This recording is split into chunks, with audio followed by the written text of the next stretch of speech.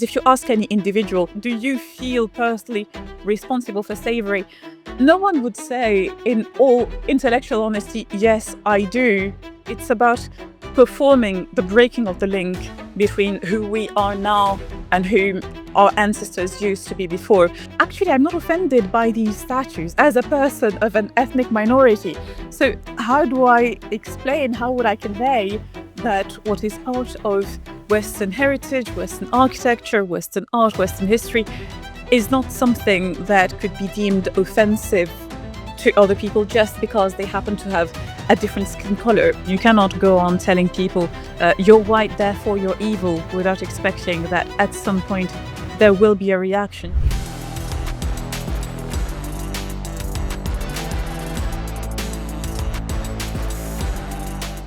Hello, welcome back to the Brendan O'Neill Show with me, Brendan O'Neill, and my special guest this week, Marie Kawthar Daouda. Marie, welcome to the show.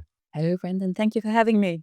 It's so good to have you back on again to talk about all the issues that you've been thinking about and writing on for some time now, as reflected in your excellent new book, Not Your Victim: How Our Obsession with Race Entraps and Divides Us. Really brilliant read. I highly recommend it to listeners. I think they will really get a lot out of it. You cover a lot in this book, not just the culture of craziness that flowed from the events of 2020, and we'll get into some of that. You also cover the history of colonization, decolonization, culture, the noble savage. There's lots of ideas in here, really tackled very well. And I want to ask you about some of those, but I think I'll kick off by asking you about when you thought a book like this might be necessary. When was it that when you came to Britain, because you're from Morocco and then you lived and studied in France and now you are in the UK, and you talk about your migrations and the experiences that you had. When was it during your experience in Britain that you realized there's something not quite right in this country in relation to identity politics, our attitude to history? Was there a moment that really kind of kicked into your mind? Well, as you hinted to before, I think it was the whole craze of the 2020 summer.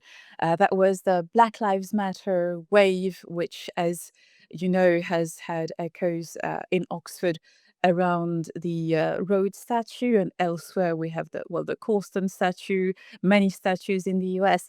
And I just realized, well, actually, I'm not offended by these statues as a person of an ethnic minority.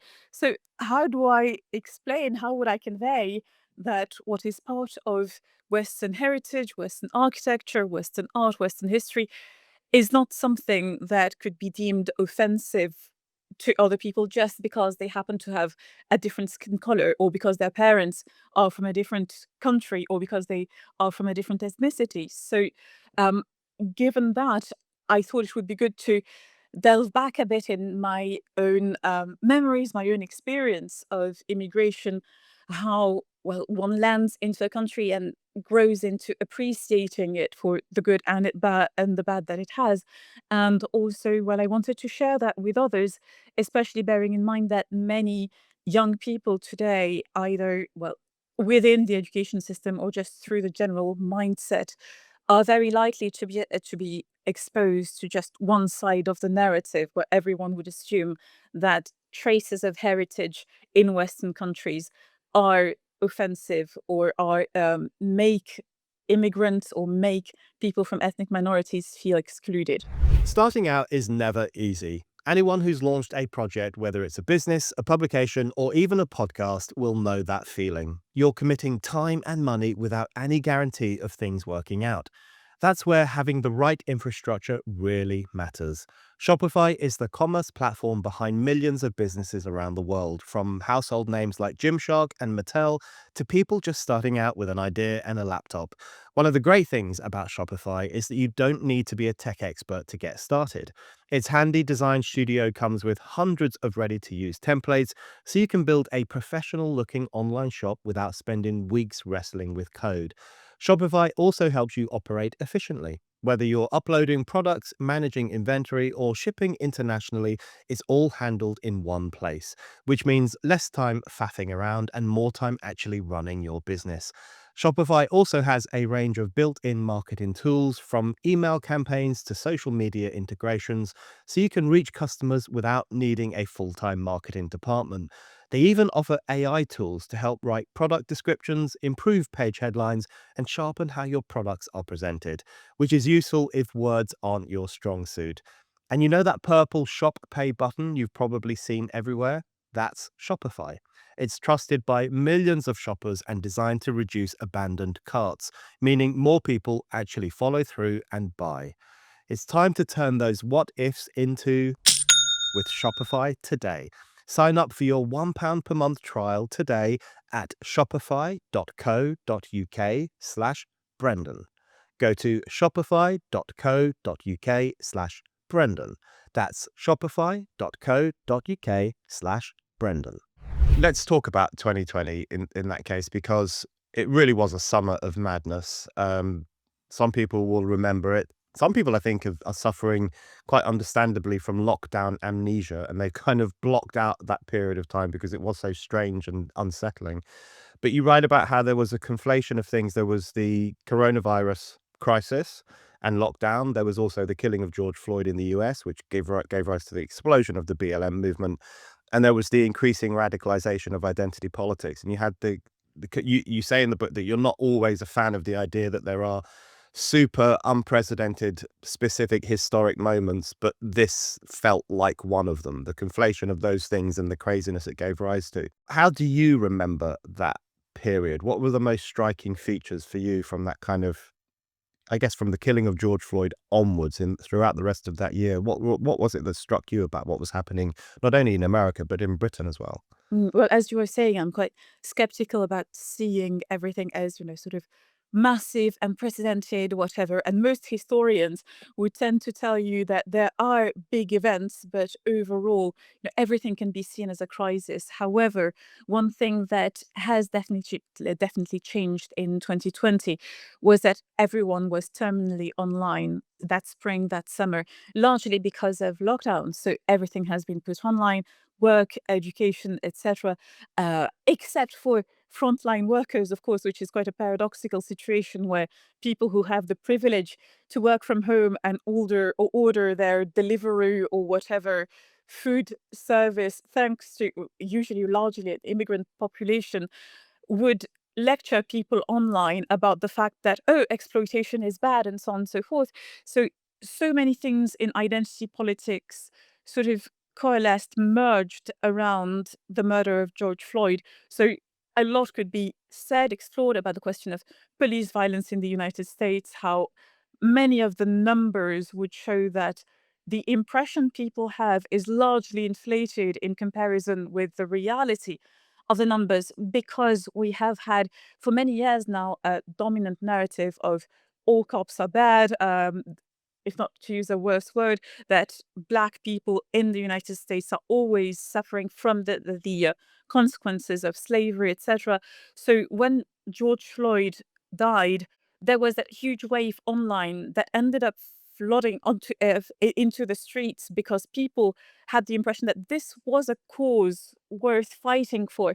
So all the caution that was around lockdown, all the stay home, save lives, disappeared in the blink of an eye when it was about defending someone who was presented as a victim. So this shows that there's something very deep, well, I'd say in human nature, which is what we need to care about something.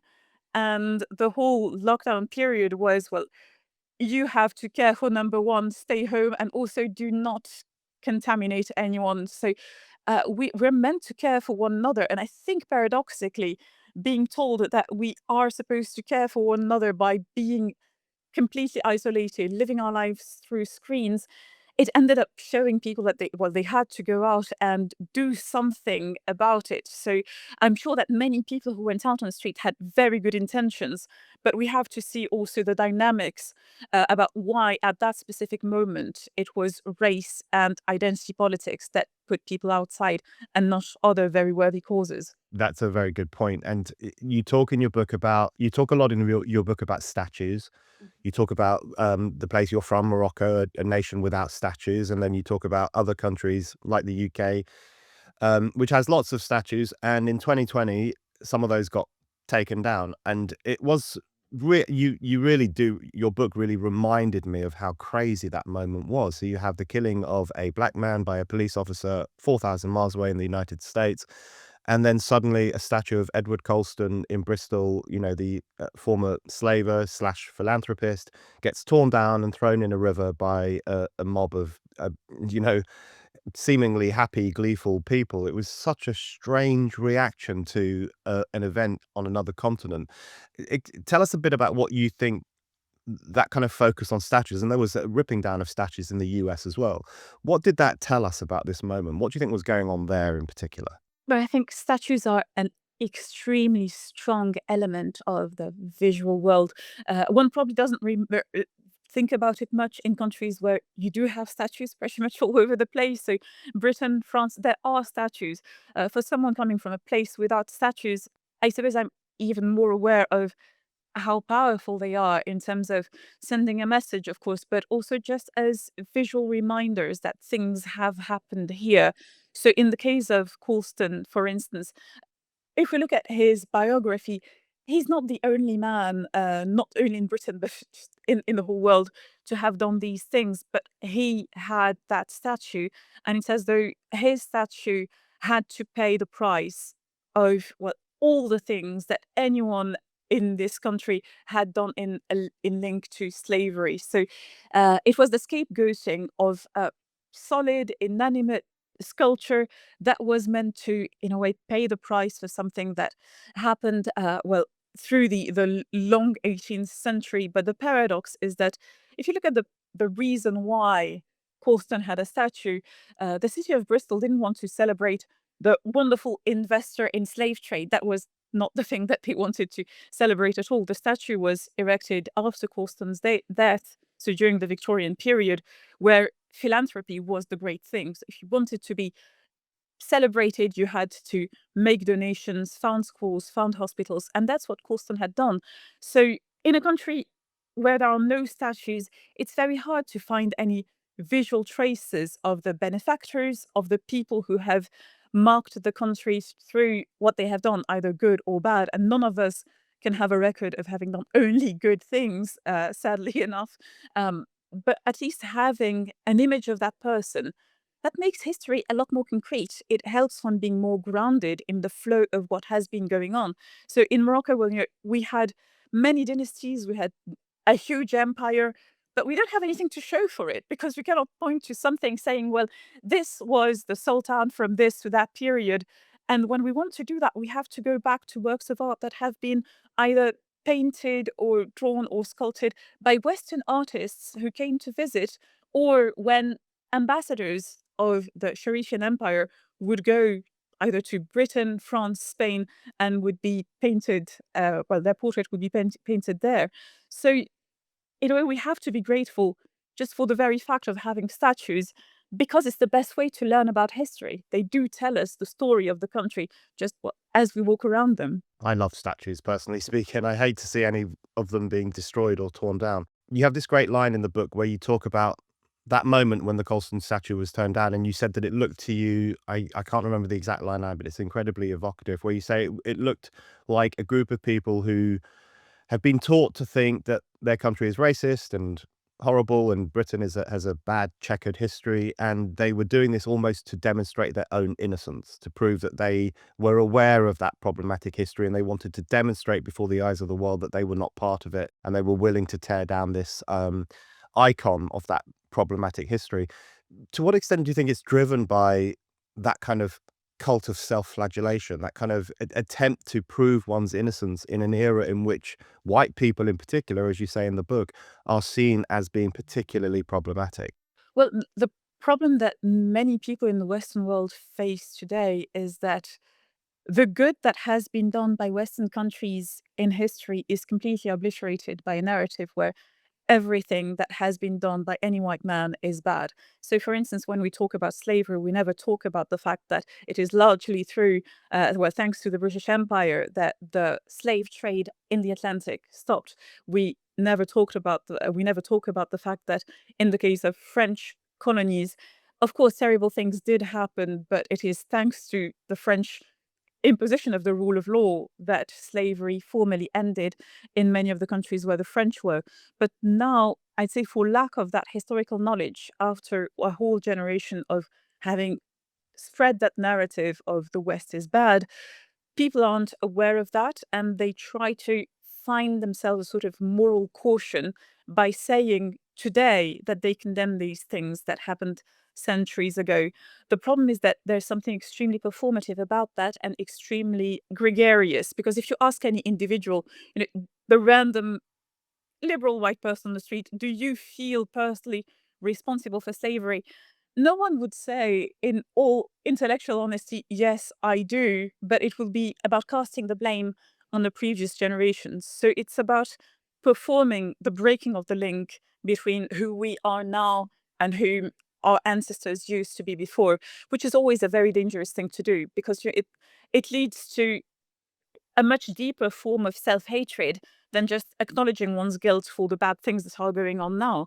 We complain a lot about the bad things that happened through Western colonial empires before. We talk very little about the problems of, well, if to quote just that, French interference in African politics today, or about the problems of modern day slavery in countries where Britain does have diplomatic presence. So there are many things to tackle today that are very topical in this matter of really defending equality, really defending fairness and promoting human dignity.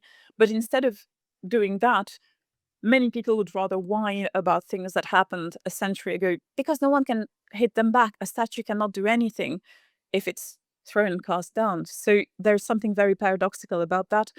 It's not just about displaying guilt, it's mainly about showing that people today are innocent of the sins of their fathers, while there are things that are quite dreadful still going on around us. People sometimes forget, which I think is why another reason people should read your book. They do forget how crazy things went in 2020. So the Colston statues is a prime example of that. But there were statues graffitied and torn down in the United States, including one of Washington, I believe. And um, there was all this discussion about changing street names in London, and panels were set up to discuss the problematic names that we have on certain streets. I did a radio debate at the time about whether the statue of Cromwell should be removed from Westminster, and I said, no, of course not. That's ridiculous. There was so much of that, and it was treated so seriously by well-educated people. And you talk in the book, you write about iconoclasm, the iconoclasm we had in the past and the kind that we have today, and the role that that sometimes plays in certain societies at certain moments. What do you think that period told us about that kind of destructive attitude towards history? And do you think the lid's been put on it now, is it, or is it still lingering around, but just in a more subdued form? Well, I think you would still find quite a lot of it in academic research, sadly enough. And the problem is that that ends up trickling into education, into history curriculum, and the very way that we teach history. So to go back to your point about, well, how crazy the 2020 period was. Yes, it was a crazy time. And the craziest thing about it is that people seem to have completely forgotten about the previous centuries, except for the bad things. So you mentioned Cromwell. Well, could the Catholics ask for reparations and get the churches back in Britain? Yeah, everyone could have a motive for grievance and to say, well, someone somewhere has harmed my ancestors. What about my own rights? The problem is that this has only been thrown onto Black people, people of African heritage, which ends up just reinforcing the idea that they are permanent victims, that there is nothing that they can do to claim their agency. But the best thing a community can do to claim agency is know more about one's history. And the history of any people has good things and bad things in it. So one of the crazy things in 2020, mainly, well, on the other side of the Atlantic, but also here, is that people who did actively participate in opposing slavery in the 18th and 19th century, well, also saw their statues defaced or their names removed. So there was a lack of historical honesty about the things. It was just a matter of any old white man has to disappear from the ground. Problem is that historically we all do owe a lot to white men, and to remove that would just be historically inaccurate. So where everyone always appreciates what saying good things about this or that culture, I think we should also give credit to the people of the early modern period who have framed this idea of human dignity that we use today as though it had just sprung on us. It's an idea that has a very long history, not just in the Enlightenment or the early modern period, but even before that, through the antiquity, gradually forming the idea of natural law, the idea of individual and collective dignity. So these things have been present in the cultural mindset. But in 2020, it was as though everyone woke up and realized, oh, well, something bad has been done in the past, but no one cared for all the good things that have been part of this history as well. Yeah, you talk in the book as well about the Rhodes Must Fall movement, at Oriel College, in Oxford, where you worked. I think you still work there. Um, and you were one of few voices who was willing to speak out about, again, the craziness of the Rhodes Must Fall movement, which I think preceded 2020, but then it kind of was given more oomph by that movement as well. And in the book, there's a thread through your book about the problem of infantilization, and it's really powerfully put. And that's something that I thought when I saw the Rhodes Must Fall movement all those years ago. I remember thinking, this is meant to be a sign of power, people taking back control of their campus by wanting to remove this problematic statue of an old racist guy from the past. But actually, it's incredibly infantilizing. The notion that black and brown students, non-white students, couldn't possibly walk past the statue without feeling triggered or feeling, I think someone once referred to it as an environmental microaggression to have to see a statue like this. Speak to us a little bit about that infantilizing dynamic in this culture that you're talking about, I guess in identity politics more broadly. What role does that play? Well, the paradox is that when that whole Rhodes Must Fall thing happened, I was not the only one in college to say, well, there's no reason why the statue should be removed. And many people who shared that view were actually students from Africa, so who came straight from sub-Saharan Africa, from Ghana, from South Africa, coming here and saying, "Well, we don't mind. We're perfectly fine with this statue being there." And when the first Rhodes Must Fall movement spread from South Africa to Britain in 2015, the Chawel, so the local newspaper, had a poll, and most students were actually perfectly fine with the statue being here. So the paradox is that you'd have one group of people who are supposed to be those who are concerned by the matter directly, so students, especially students from ethnic minorities, and on the other hand, people who are in position of clearer authority, either through lobbying or because of their institutional position, I would say, well, that this statue is dangerous, this statue is harmful, and the problem is that it's completely disconnected from the reality of the statue of Rhodes in Oxford. It's a tiny statue, quite high above the ground. Many people in Oxford have never noticed it before Rhodes Must Fall. While just a few meters away, we have the Rhodes House, where people do directly receive money from the Rhodes Trust. And the students who currently benefit from the direct financial support of Rhodes and his trust are the ones who are throwing him under the bus, saying that he is the emblematic figure of the evil that Victorian men used to do. But none of them would ever scratch the Rhodes Scholar name from their CV because it's quite a massive credential internationally now. So when we saw that thing, m- evolve from Black Lives Matter, rekindling Rhodes Must Fall, becoming Rhodes Must Fall 2.0, the first thing that we noticed is how very, very online things were going. So people who in, I'd say, non-lockdown time would just have talked about it over coffee, exchanged conflicting views, whatever. Now all of a sudden we're really at odds with one another, typing very aggressive things online, well, especially among the student community, that has been extremely harmful. So you can see directly how divisive this narrative is, especially when people do not have the daily life, the daily contact to buffer things out a bit.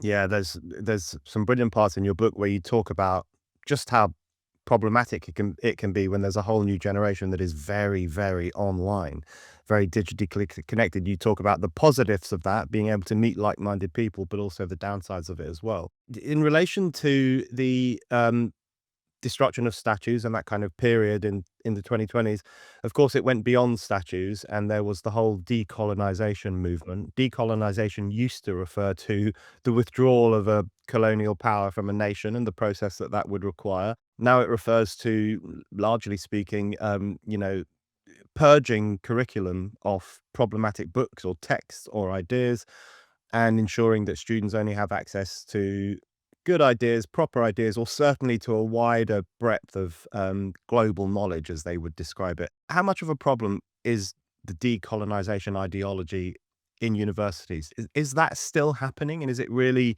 giving rise to the things that lay people like me read about in the papers sometimes, where you can't read Kant anymore because he's seen as being too white? So you have to read some, I don't know, obscure author from the global south who not many people have heard of. Is that still going on university campuses?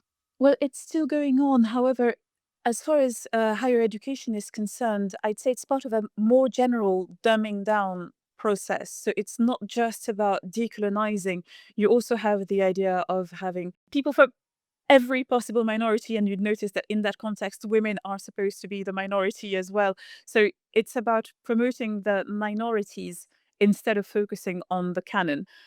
Having started my academic career working on forgotten authors, lesser known authors, I completely sympathize with the sort of the intellectual impetus, the wish to explore more of what is not known very well. The problem is that the students need the fundamentals. So before you explore the margins, the obscure writers or the writers of the very late 20th, early 21st century, you'd have to know where they come from. So the paradox is that now we want to have a lot of 20th, 21st century literature under the pretense that this will speak to the students more or it's more relatable. However, the students cannot really understand the depth of this modern literature, even if it is written by post-colonial, decolonial authors, if they don't know what these authors have been reading themselves. So I mention in the book the case of Aimé Césaire, francophone writer, who wrote Une tempête, so A Tempest, where he rewrites Shakespeare's play. And whether one reads it with or without knowing Shakespeare's original text changes the perspective of the text completely. If you don't know Shakespeare's Tempest, it just looks like a decolonial rant and, oh, boo, we have to claim the Black power. But if you know the Shakespeare text before, it just looks like it's a very interesting reflection on power in general, but also the power of language into shaping the world around us. So, in that sense, Césaire, as a decolonial writer, inherits Shakespeare's own thoughts. But the students are not exposed to that because they are now told that, well, Shakespeare was sexist, that he's too old fashioned, or even worse, that they cannot understand Shakespeare's language. If no one gives them the sort of first step into something, they'll never get it. So that's the duty of the educators, of providing all the steps in order to understand why someone like Césaire, or in the English, well, Maya Angelou, for instance, would write with reference to Shakespeare. Listening to you there reminded me of another thing that you touch on in the book, which is, I don't know if we might call it the accidental racism of the identitarian movement, but there is a dynamic within this ideology which presents itself as, keeping at bay the problematic white man and unleashing the rights or the energy or the vision of neglected communities, ethnic minorities. But of course, it sometimes has the effect of reinstitutionalizing racist ideas, one of them being that it's hard for black or brown students to understand Shakespeare. It's not really on their level. It's not their experience. They might struggle with it. So maybe we should put that to one side, which has always struck me as a pretty racist idea. How do you think that process plays out, where you have a movement that poses as anti-racist, but it pushes an agenda that is hyper racializing and even worse, infantilizing of non-white communities. How has it come about that people call themselves anti-racist while pushing pretty racist ideas? Well, I think many people who will talk about not your victim without reading it would say that I'm saying racism doesn't exist. As you're saying, well, we are actually immersed in a far more pernicious form of racism, which is that it is branded as anti-racism, saying, for instance, that yes, we have to dumb down the curriculum because pupils, students from ethnic minorities just wouldn't get it. That's incredibly demeaning, but also it's so caricatural because it reinforces the idea that people from ethnic minorities are noble savages. They're very well just the way they are. They don't actually need education to understand deep truths about humanity. They just grow into it naturally. And it's exactly the sort of cliches that the 18th century and then the Victorian racists were developing. The idea that either in terms of defending or in terms of challenging colonization, there was that sense of they are so different from us that we couldn't possibly do things together. While if you look closer at all these cultures that are branded as non-white, already, well, the fact of having the white and the non-white, that is racist in and of itself. But also these cultures too have a history. Just because most of it is unwritten in some parts of the world doesn't mean that these cultures don't have very specific rules and a very clear heritage that can be transmitted orally or through art or through many different media. So by telling people that the written world, the rational world of the white Western man is oppressive, racist, sexist, etc. We just put, ethnic minorities, sex minorities, gender minorities, women, all of that in one whole bulk of the irrational. All of these are the people who do not use their brain technically. It's just the people who work by gut feelings, and it emphasizes an understanding of humanity that is incredibly divisive, because you'd have on one side the rational side of humanity, so white Western men, white middle-aged, rational, etc. On the other side, everyone else who is turned into a literal screaming infant, someone who does not even have access to speech yet, and whose sole power is about yelling, either through protests or through social media shrill posts. But it's about promoting the irrationality of these people. While if you look at, well, the parallel with women's rights movements, women have struggled a very long time just to get the point across that, well, we have brains too and we can use them, right? And there's nothing wrong with that. But now we're regressing to the idea that the only people who use their reason are white middle-aged Western men, which is the worst possible caricature. Yeah, the chapter where you delve into the history of the noble savage is so interesting, and the connections you draw between that racist Victorian idea and the way in which some identitarian activists behave today is really enlightening. There's a part in the book where you talk about cultural appropriation and the nature of culture more broadly, and you have this really interesting line where you say there's a tendency to view Western culture as being acquired, and then culture from the global south in non-Western countries as being more natural, something that's kind of come up in a more natural form. What do you mean when you say that? And what's the problem when Western culture is seen in that way, whereas this other apparently opposing culture is seen as more natural? Well, there are two examples that come to my mind, and it's probably the more frequent ones when we think about the global south or the non-white or whatever. It's about music and about food. There is an idea, for instance, that classical Western music is too elaborate, so maybe we can teach music without teaching musical theory. So it would be just impressionistic tidbits about why this or that Western composer is racist, or why this representation is not accurate enough to be worthy of appearing in an opera. I'm mentioning Puccini for that and his representations of Japan. And when it comes to food, it's about the idea that, even using cutlery is oppressive, or there is something harmful about expecting people to have proper table manners. But if you look at other musics, it's also very hard to learn. Traditional instruments, either from Asia, Africa, Latin America, these aren't easy at all. So saying that on the one side you'd have classical Western music that is hard and acquired. But on the other side, you have all these natural, organic sounds that are created by people almost as though they didn't have to train for hours and hours to learn how to play the drums well or to play the flute well. And in terms of food, coming from a different culture, well, in Morocco, we have so many unscripted rules about how to eat with one's fingers.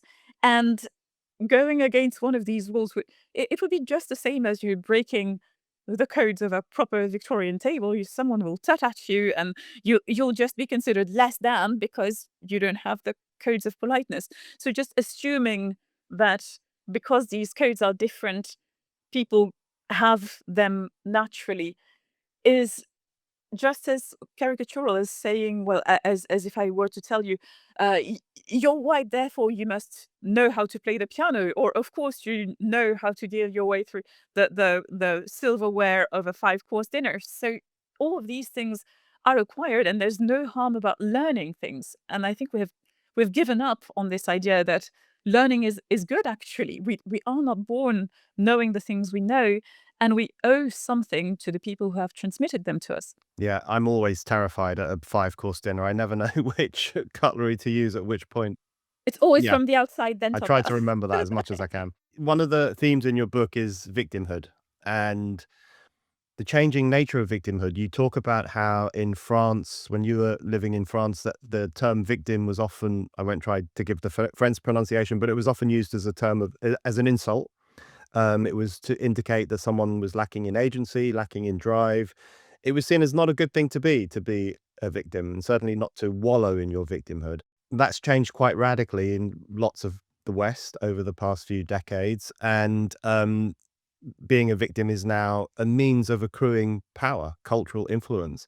And it creates this situation, I guess, where people are encouraged to conceive of themselves as victims rather than as autonomous actors in the world.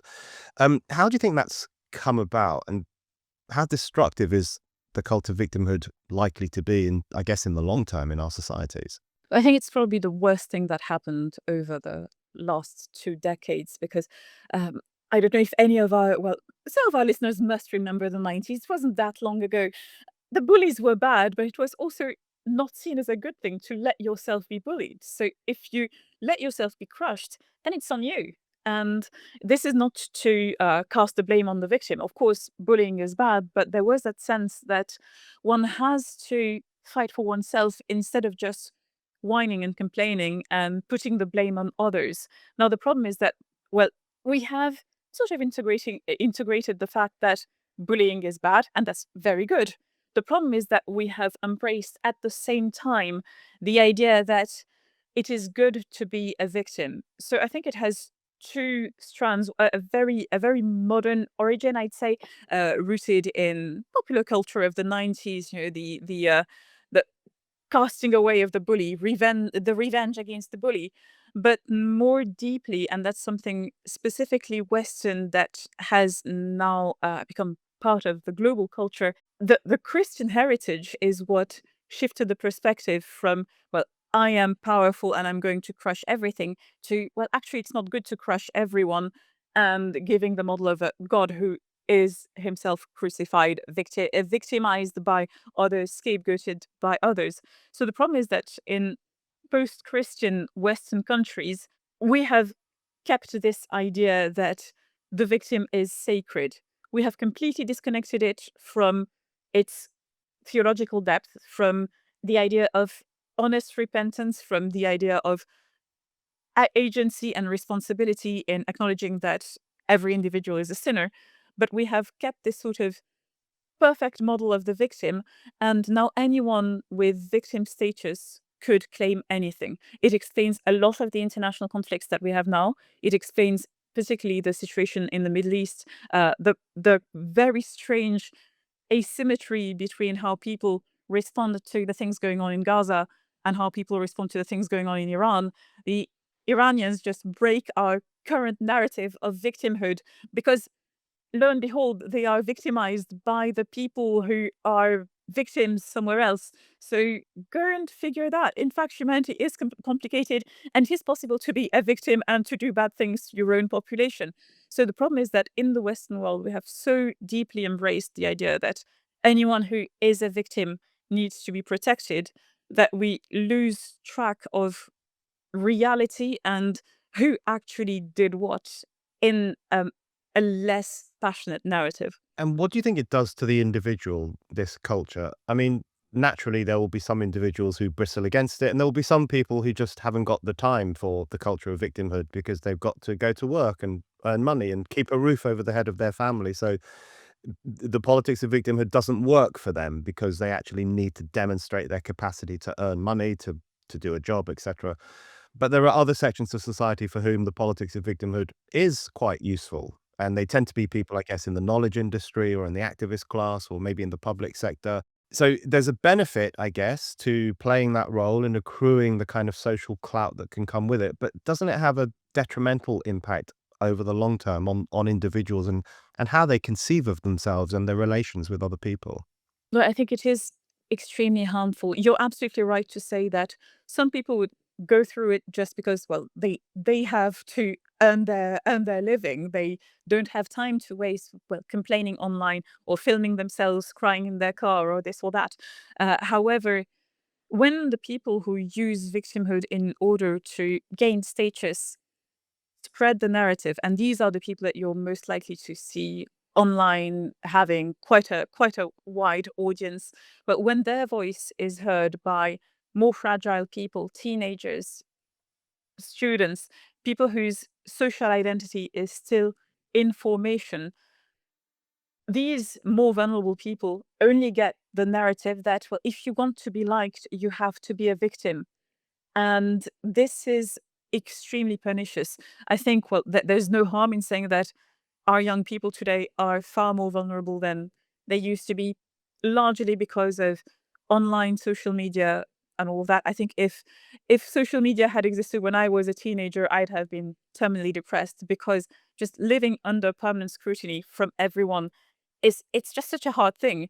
But now you have this way out of the hardship of it by just claiming victimhood. And I think many of the students, the teenagers who find themselves taken into the whole activist pipeline do it because they do want agency, but the problem is that the only model of agency that they're given is through activism towards victimhood. So either victimhood, well, directly, or victimhood via proxy, siding with this side of oppressed victims they might never have heard about before, but now all of a sudden it's the current thing, so they have to be 100% committed. Um, there are so many more things that one could do with youthful energy and with the wish to learn and to discover, etc. The problem is that well, they're not presented with many narratives of success, but there are people out there who are perfectly successful and happy, and, well, regardless of their sex, skin color, ethnicity, whatever, there are happy people out there. But if one keeps one's nose on social media all the time, it's very hard to see the good side of life. Okay, speaking of social media, I wanted to ask you about some of the reaction against this culture that you're talking about. Now, there's obviously the good, worthy, intellectual reaction coming from people like you and others who are speaking out against this culture and the destructive impact it has. But there's this growing kind of, people refer to it as ethno nationalism, this idea that, we can't have non English people in England. They don't gel together. It doesn't work. They've all got to go home. It sometimes feels to me that we're going from the ethno-narcissism of the identitarian era towards an ethno-nationalism of something else, and hopefully it won't take off in the same way that the ethno-narcissism did.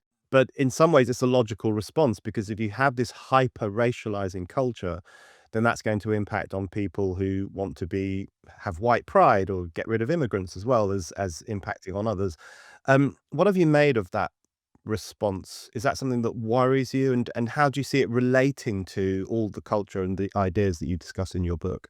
Well, as you were saying, I think it is a direct response to what has been going on. You cannot go on telling people, you're white, therefore you're evil, without expecting that at some point there will be a reaction. If the roles were inverted, everyone would consider it perfectly normal.